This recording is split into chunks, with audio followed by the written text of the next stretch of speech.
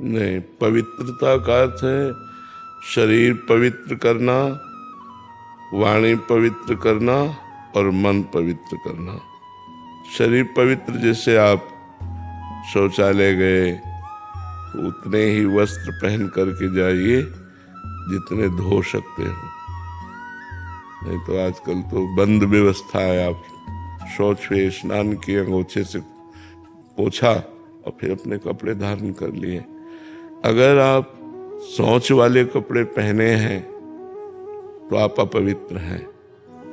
पवित्रता का जितना निर्वाह करोगे उतना बढ़िया चिंतन चलता है।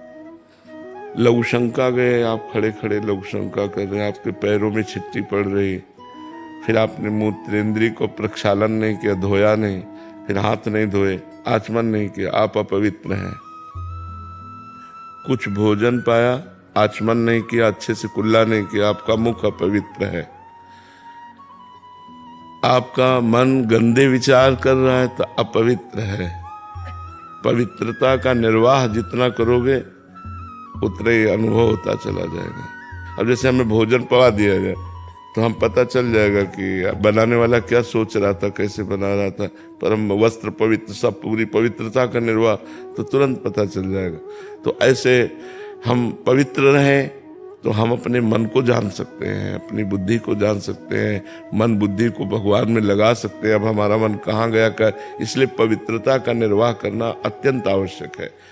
ब्रह्मचर्य यम नियम में आता है, संयम में। ब्रह्मचर्य और पवित्र करता है। ये तो बाह्य पवित्रता है, ब्रह्मचर्य आंतरिक पवित्रता करता है। यदि हम गृहस्थ में भी हैं तो जितना खींच पावें, महीने, 2 महीने, 4 महीने ब्रह्मचर्य रहे, जितना अधिक से अधिक।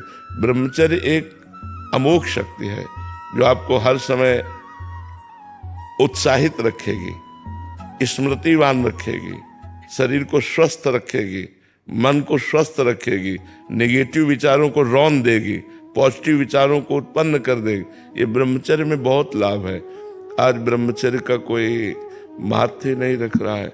छोटे छोटे बच्चे गंदे आचरण कर रहे हैं। बड़ों की बात क्या है, बड़े तो इसी को सुख ही मान रहे हैं। शराब पीना, मांस खाना, बेविचार करना, यही लक्ष्य ही रह गया है।